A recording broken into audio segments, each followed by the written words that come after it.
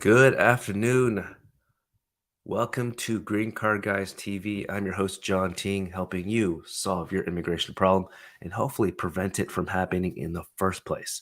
Now, as always, I am here to answer any of your questions to the best of my ability in the moment. If for some reason it needs a more detailed answer, which is often the case, then I welcome you to give us a call at the number above 720-740-4247, or the other way is to um, and go to our website, greencardguys.com, and you have ability. You usually would have the option to schedule a free 15-minute consultation, and the best way to get that for free, really the only way, is to wait for the secret code. Them free 15 minutes. So sorry, I think I just froze for a second. My internet looks good. So, oh no, it's not too good right now. All right, it's stabilizing. All right, so in the meantime, today today's topic, I was not able to put it on the title yet, but today's topic is about parole. Okay, how to enter the U.S. without a visa, because technically parole is not a visa, and it's technically not. They say it's not legal admission, but it's a temporary ability to temporarily enter the U.S. Okay, and specifically, I want to talk about it with respect to Venezuelans and Ukrainians. Okay, so the first thing is I want to share with you the source, of course, on the USCIS website. And the very first step is that you need to have, they used to call it a sponsor, but it's really, they call it supporter. And I believe they call it something different, not sponsor, even though it's kind of basically the same thing, is because the legal definition of a sponsor essentially is that the person has to be on the hook until financially until that beneficiary foreign national becomes a U.S. citizen. So, and of course, we actually just got that question yesterday. So let me share my screen so you have exactly know where to go, and we'll have a free guide for you that will drop on the comment section. We'll pin it for you to take a look later. But right here, sorry, my voice is I'm kind of stuffy because of the weather, of course. My kids were sick last week, so of course now apparently it waits about a couple days until it gets to the parents. So for all you guys are parents, good luck to you if you're sick. Okay, so here we are on the USCIS page, and here's the first thing. Well, I guess yeah, three main things for Venezuelans, Ukrainians, and Afghanis. So we'll click here for Venezuelans.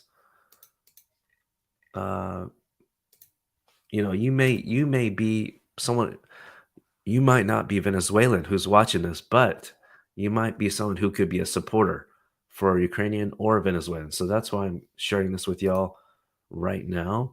It has started October 18th. Okay, so it's a brand new process. I looked at the Federal Register yesterday. Uh, in the register, they make it as easy to understand as possible, and parole is valid for 2 years. Okay, this is meant to be temporary. This is even more temporary than TPS.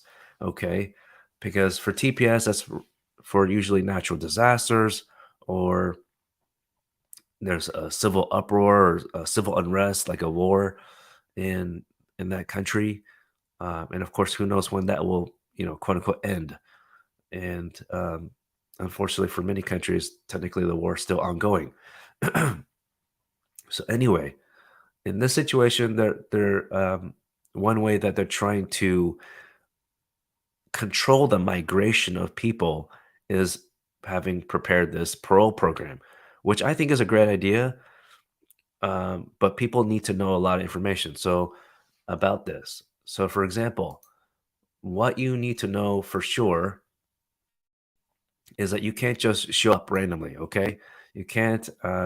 So if this is something that, if you're Venezuelan and of course, maybe you have a family member in your country, maybe like a parent or sibling, anyone of that nature, you have to know these things because you don't want to advise your family member or your friend from Venezuela or Ukraine to just show up without having gone through this step by step process. So the very first thing is that the sponsor has to apply, or I'm sorry, not sponsor, a supporter has to apply to become a supporter.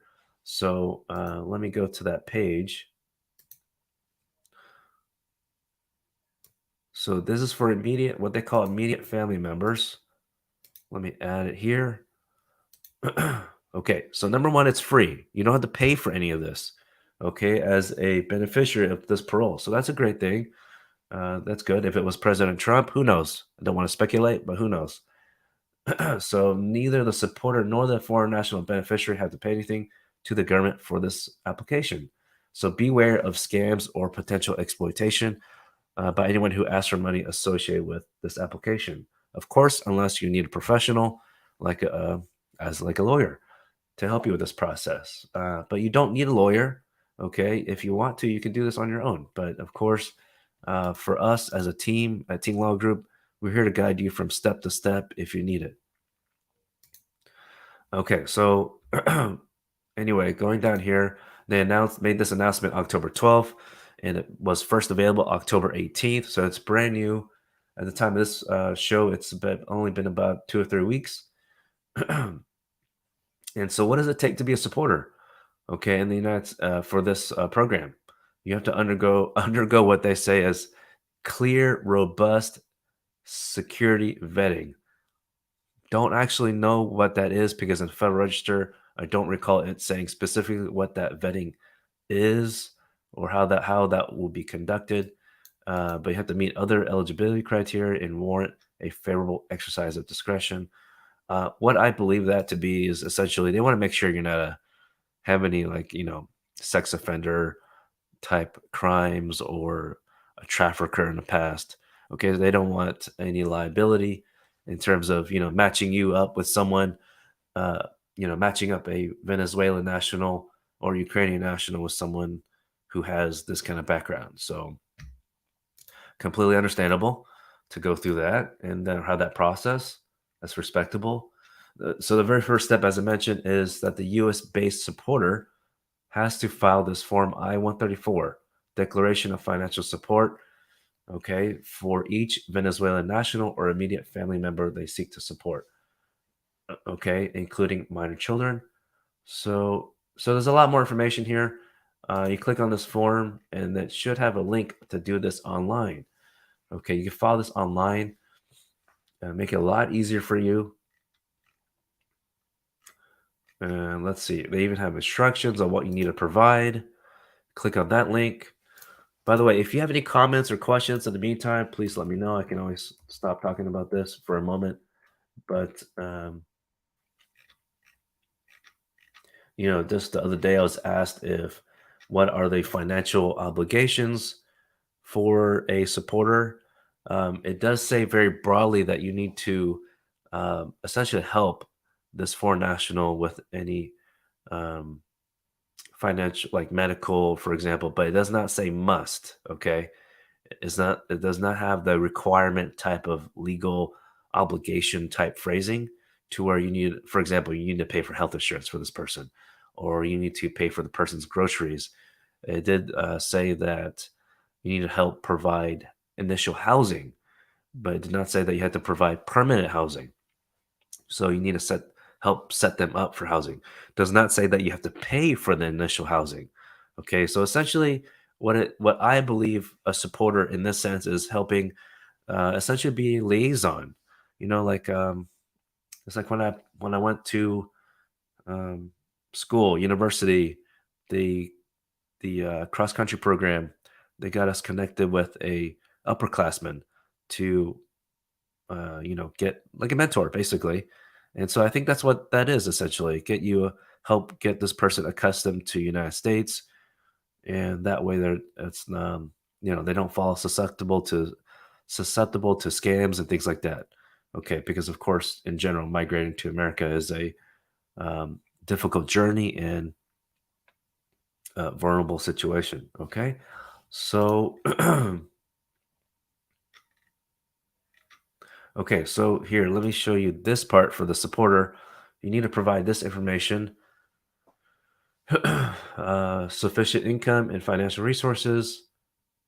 So you need to provide this kind of information right here. Let me see if I can make it bigger. About your income. Oh, okay. Well, it went away for a second.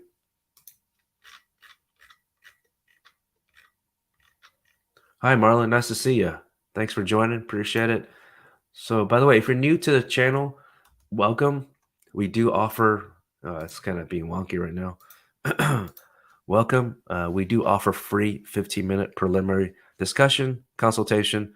So, we're happy to help you. We'll share the secret code towards the end of the show. And we'll try to stay on because of my voice. Try to stay on for another 5-10 minutes. Unless, of course, we have more questions. Happy to answer that. So, you need a copy of your tax return to provide your most recent one. And there's no filing fee for this form specifically. All right. And then let's see what else you should know. Let me go back one. Okay. There we go. Who can be a supporter? Okay. There we go. That's large enough. Okay. It could be an individual or an individual representing an entity. Okay. That's interesting. Okay. So if you're like, maybe, I don't know, maybe with a nonprofit or something like that. But yeah, you have to be a U.S. citizen, a national, or a lawful permanent resident, and hold lawful status in the U.S. with TPS or asylum. So what I think they really mean is asylee, or be a parolee of or a recipient of deferred action or deferred DED, deferred enforced departure. Okay, so basically, it could be a lot of people. Okay, I don't know why they say lawful status such as TPS because technically you don't have legal status. It's like quasi status, if anything. Yeah, we mentioned about passing security and background vetting, demonstrate sufficient financial resources, and agreeing to support for the duration of pro period, which is 2 years. But again, nothing here specifically says that you have to pay money, like hand over cash, essentially. Okay. Unlike the 864 form when you're sponsoring for a residency, it there's a financial legal obligation, but this one does not mention that specifically. Okay, so I know that's a concern probably for a lot of y'all. You want to help be a supporter slash sponsor, but you don't want legal responsibility obligation. So I completely understand that, but this is something to take a look at. We're going to provide this as a guide, so it's just easier to read. And then the process that shows here. Okay, so uh, a lot of things that people don't know is about the passport. Okay, you have to have a passport. Now, if you're the beneficiary, you have to have a passport um, because I know that for some countries it's difficult to get. Um, Apparently, for Venezuela, it says something about piroga, if that's pronounced correctly. So that apparently that phrase needs to be um, on your passport. Okay, piroga. Okay, if you don't have that and it was issued after June 7th, 2019, it's not valid beyond the expiration date. Okay. Okay. If you do have the piroga, I guess it's like a stamp or something, then it can be valid even though your passport may have expired. It's still valid for another 5 years. So it looks like it's kind of like an temporary extension on your passport. So there's a lot of important information. So yeah, here's step one. Okay, file the I-134.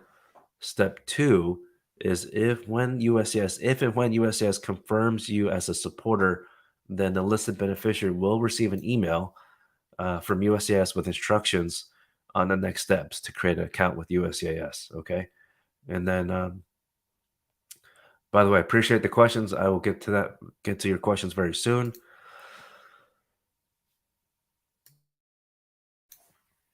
Had to mute it to cough.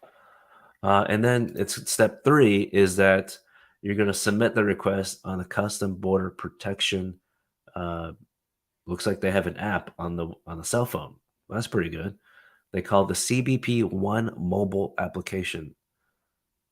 Let's see. Okay, you gotta upload a photo, and then step four is advance having apply for advance travel authorization to the U.S. Okay, so essentially think of it as the ticket, the ticket to America, okay? Parole. You need to have that at the time of entry, okay? So that's why it's very important that that you don't come into the U.S. Um, without this document. Of course, unfortunately, this is not an unlimited number. Okay, right now, I believe I read that it's only for about 20, at least 25,000 people. Um, let's see here. It's somewhere, but I read it in an announcement. Yeah, but still not that many. Okay, so but at the end of the day, we and here's the deal because if you there's a situation with Title 42, okay, it's a law that's been in place for a long time, but something that President Trump exercised to make it put it in effect. So Title 42 is the one related to health concerns. Okay, so they're not going the customs is not going to let someone in from especially from Venezuela if you don't have this parole document based on Title 42. So please keep that in mind. Also, you're not here are the things that your Venezuelans would not be eligible for this parole if you do not. Number one, I already mentioned if you don't have a passport, just generally. Um, you have not been if you've been order removed before in the previous 5 years. Okay, these are all things that are not mentioned really on the U.S. From what I know on the USCIS website. So this is all things that us attorneys have collected based on conversations with the government agencies. So this is pretty key information. Um, Also, if you've crossed into the U.S. without authorization between ports of entry after the date of announcement. So essentially, again, you need to have this parole ticket, this parole document. Okay. If you have also, uh,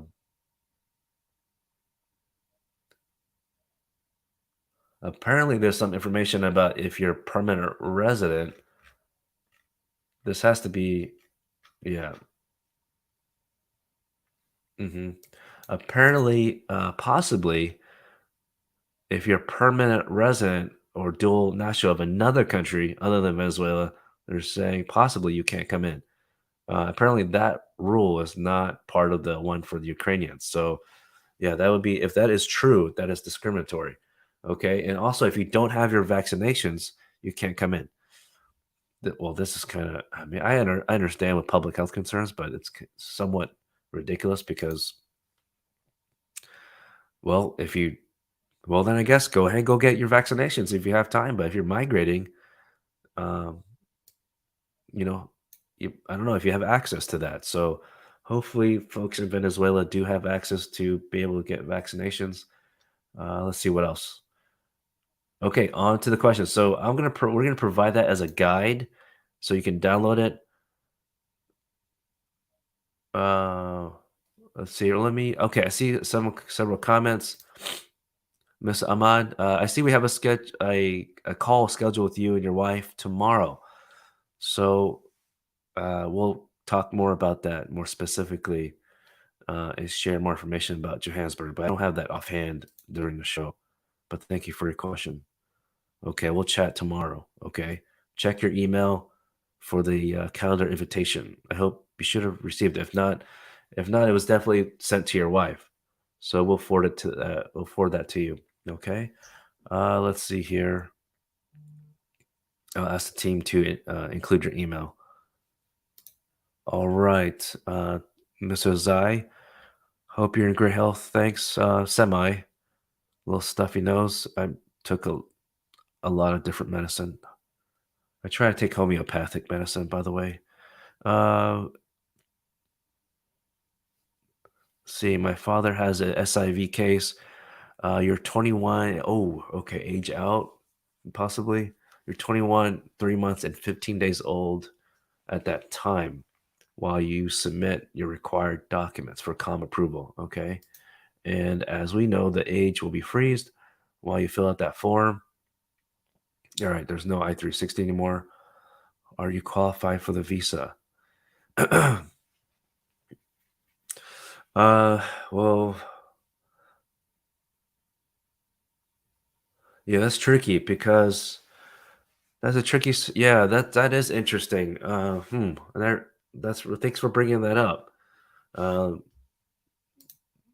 okay, you're the only child added to your father's case. This is interesting because typically the age out situation takes into consideration how long the petition is has processed, right?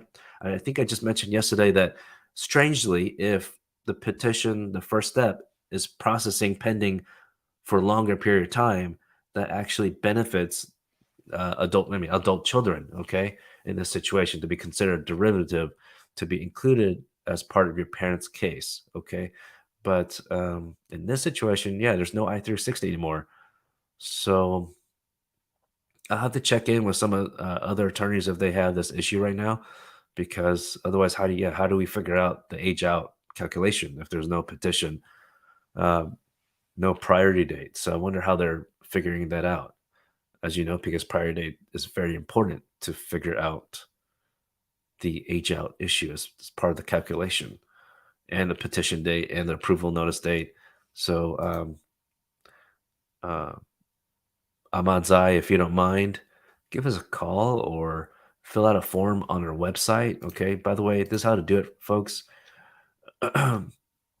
If you want to, want us to answer your question and want us to remember to contact you, the best way is go to our website, click on contact us, take quiz, answer a few questions, let us know what your main concern is, so we can point you in the right direction. Of course, it may not be a situation where we could offer assistance for a legal representation, but hopefully we can help you in that sense in any shape or form. Um, which, by the way, folks, we do offer free guides on our website. Okay, we have several different guides, but we don't have them all on our website. Otherwise, it'll get too messy on there. But we also have one about mandamus. If you have delayed cases, I know everyone thinks their case is delayed. I totally get it. It's frustrating, but there's certain time periods when it's unreasonable delay. What we all, most of us lawyers who do take on these cases of called mandamus, we have our own list of these type of scenarios. So, yeah, contact us if you have those kind of questions, or download the free guide. And let's see here.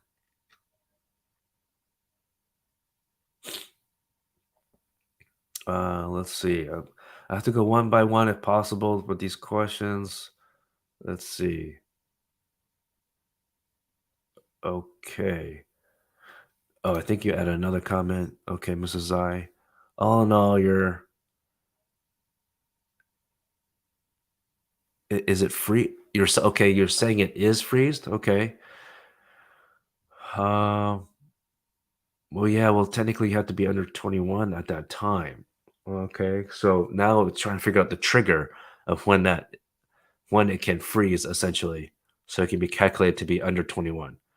So am I qualified for SIV? Oh, as a spouse. Okay, I thought I was as a child. So if it's a spouse situation, then I thought I saw something else before that you wrote. Yeah, here you said father, but now you say spouse. Okay, but yeah, if it's a spouse, that's confusing. But okay, if it's a spouse, then there is no age out concern. That's really for the derivative children. Okay. Hi, Claire. I think you're next. Uh, Thank you very much for joining our team, uh, and being a client. For That's right, for PD. Yeah, we had a chat about your case and what is the waiting time for DHS Anderson. Answer: I understand it may vary. I can't speak specifically about your case, my prediction on your case on responses, but I can just speak generally. So here are some examples. If someone has a case that has immediate relative, um, sorry, let me take a step back. So of course, immigration is federal law, so you would think it should be the same across the board, across the country. But each office, for what we call Office of Chief Counsel, we call it OCC. Okay, that's basically Department Homeland Security Attorneys. They, oh, sorry, Marlon, I see your question now. I'll get to that soon after this one. So I see so anyway, in Houston, for example, they just changed the process and shared it with us. I'm part of the American Immigration Lawyers Association, so I receive information for Dallas and Houston specifically in my email inbox. For other cities, I ask other attorneys in that city because like I said, it's unfortunately sometimes different in each city, every internal policy. So anyway, for example, in Houston, they just resumed it again and have a new process on where we can submit the request because before it was only by email. And they keep going back and forth whether they want us to send it on our electronic database, online database, or email. So that's the context. So it's back, it's alive. Okay. But now, with scenario number one is for people who have an immediate relative, like a spouse, U.S. citizen spouse, plus, and that's it. Okay, if you have immediate relative spouse and you have a petition filed or pending, and you have an active case, then you would receive a response much quicker. Now, I cannot guarantee for every client, but in the past year, we've been very fortunate to get a response within 30 days if you have an active case. Um, and especially you get an even quicker response if you have a court hearing coming up. Let's say if it was like one example, we had a very success story. Knock on wood, we've had a lot of success stories in these scenarios. But if, for example, I remember we had like a court hearing coming up the following week, and we had just submitted for a PD request, and we got a response in less than 24 hours. But so they have to prioritize. Now, scenario number two is if you have a immediate relative, like a U.S. citizen spouse, plus an old case with a removal order, for example, it will take longer because you're not prioritized. They're prioritizing people who have an active case. Essentially, they don't want a judge or even the government lawyer to go to court. I mean, most courts across America right now are conducting it remotely, virtually, but in some scenarios may need to go in person. So, but yeah, if you have a past removal order, it will take longer, and unfortunately, so definitely let more than 30 days. I would, because it was pause and on back again. It goes back and forth. It's hard to say now, but there's no timetable. So, but I would expect at least 60 days. Okay, at least 2 months after it's submitted. So, but for Claire, just like any client, appreciate the questions. Anytime you have questions as a client, like you, Claire, you're welcome to email us, which I believe you have at least with our cares team. But now that when people become a client, you can email us on the attorneys at email. I don't want to share it online here, otherwise we'll get a flood of emails all of a sudden. So we have a certain process. So if you're new and you want to contact our office, the way to do it, let me pull it back on here, is to give us a call up or go to our website. Okay, so but as soon as I have to check on your case specifically, but yeah, that's the best way to contact us by email, or you can self-schedule an appointment on our website on the contact us page, and also what we share with when someone becomes a client is we send emails. I know it may sound a little crazy, but we always want to share more information, more and more information, and that is we send emails, 10 emails for the first 10 days as a client. So because there's so much information to share, um, we're trying to do create a page where it's all in one page on the website, but we're trying to make it locked so not everyone can see it. Okay, only as a client you could see it, like a portal, essentially, or like a help desk. So you, as a client, you get that benefit, all the information there. So if you have not seen, Claire, if you not have seen those emails, for example, or if you've been a recent client, please check your spam box. I hope it doesn't go to spam or promotion box, but please check that out. Okay. And these are just tips in general. Okay. Not just for PD only. Let's see here. Okay. Back to the comments. Okay. Let's see here. This wonderful questions here. Mr. Ahmad, sure thing. Happy to help. And so that, just like Mr. Ahmad and Claire, you had the, you're welcome. You love the Office references in your emails. Yeah, that's love that show.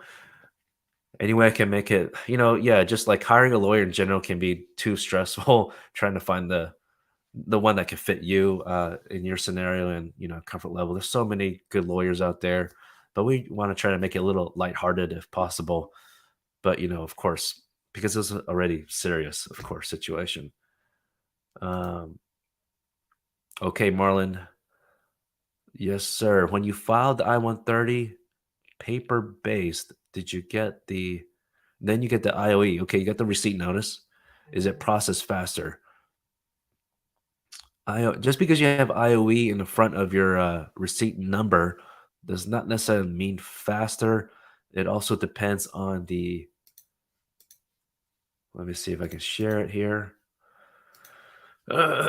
Excuse me. I'm a little sick here. I always try to admit I'm not sick, but I'm technically sick because I know my kids were sick the other day. Okay, so let's go to tools. Let me share my screen.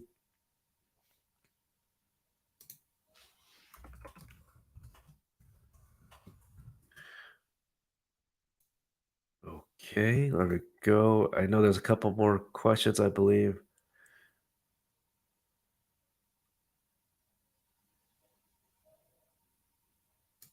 Let me, okay, looks like I froze for a second. Sorry, I guess the internet's not so good over here. Okay, sharing my screen. Okay, the question is it processed faster? Um, okay, first thing is the case type. I don't remember if you mentioned what type of, excuse me, what type of case you filed. Marlon, was it a spouse case? Okay, because I ask, if you scroll down in the tools section, click on tools and resources, scroll down, you go to case processing times.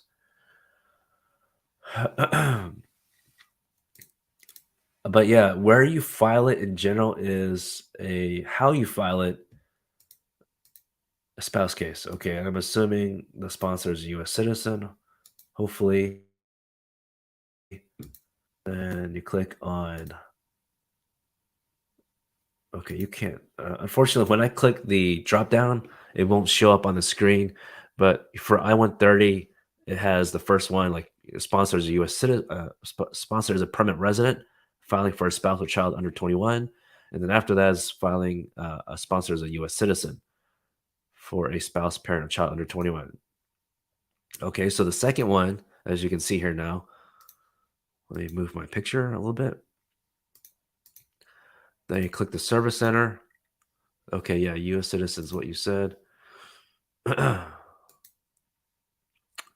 Yeah, okay, you e-filed it, okay, because IOE, the default should be e-filed, okay, but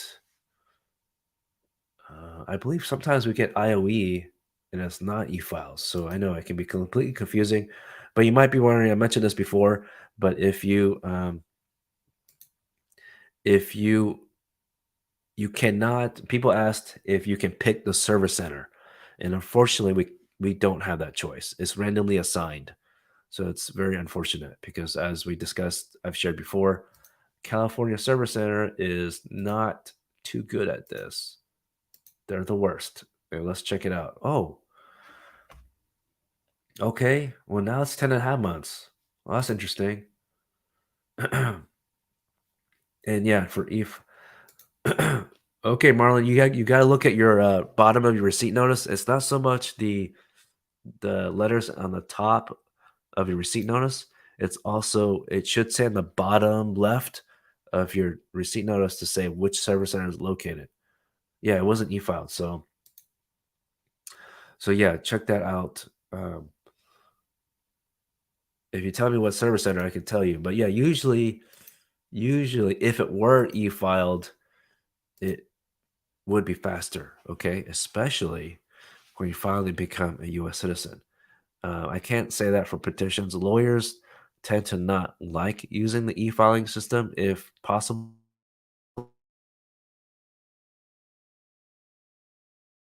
So hopefully you can hear me. Um, but yeah, it for natural to become a U.S. citizen, it's been a lot faster. And the great thing about e-filing is that you can get the receipt notice like on the spot in the same moment. But lawyers tend to use like the paper filing because of all the evidence required. And even when our team completes everything on the form, we have to send it back to you as the applicant anyway, which is good. It's good because you need to verify the information, anyways. But then the next thing is sometimes it glitches. We've had clients tell us, "Oh, like the date of birth is not in the right spot," and of course we input it in correctly. So sometimes that happens. Anyways, yeah, yeah, Marlon, just check the receipt notice. Check out the USCIS website. And but yeah, California. I wonder why. I think what I picked the other day. Did I pick 45 and then went to the other day? It was like 24 months. It was crazy for California Center. Now it's gone back to 10 and a half. So they're messing with us, folks. It's like going. It's every day I check. I feel like it's different, substantially different. Okay,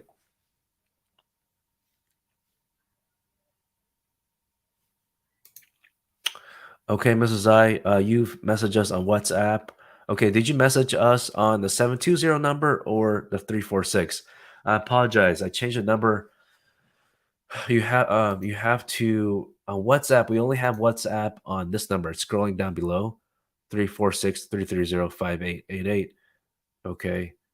I wish I one day I'm gonna keep it the same as a 720 number, but right now we only have one. It's just too much to keep track of. Okay, there.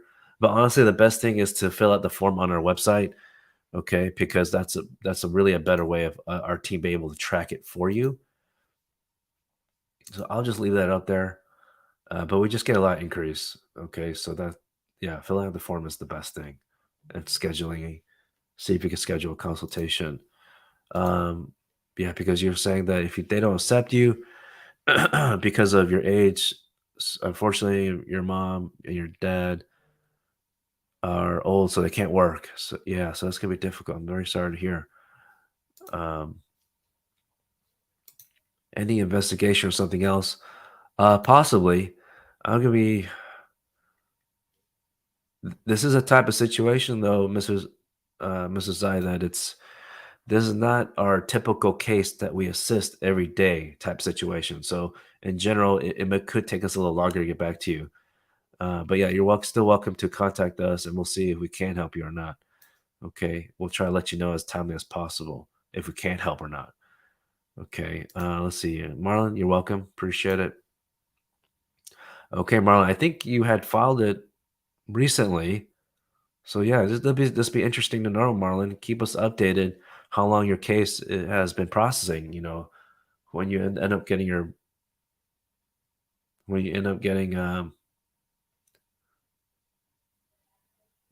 a I'm just looking at these comments, your biometrics and things like that. Do you guys know each other? It seems like you guys know each other. That's kind of interesting. Okay. Anyway, y'all do your thing on my channel if you need to, and comment with each other. But yeah, down below is our WhatsApp number 346-330-5888. And again, I see a code I'm going to share with y'all. If I can find it. Okay. It is green card guys down below. And here are the benefits of hiring our team. And the most significant one, it's a lot of great benefits, but the most significant one is timing to file. Most lawyers don't keep track of that internally. Okay. I don't know why. I think it's pretty important for a client to know, um, how long it takes to file your case. Sorry, I was just reading some of those comments. Um, uh, yeah, because it could be, if you and let me know in the comments. What was your experience if you have another lawyer, which is completely fine. We're just here sharing information.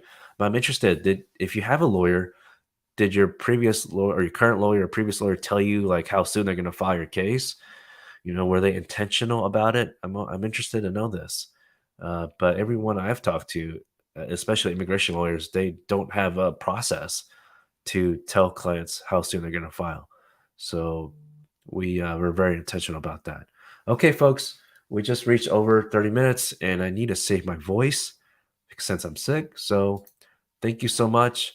I wish you a wonderful week, and I'll see you tomorrow with a new topic.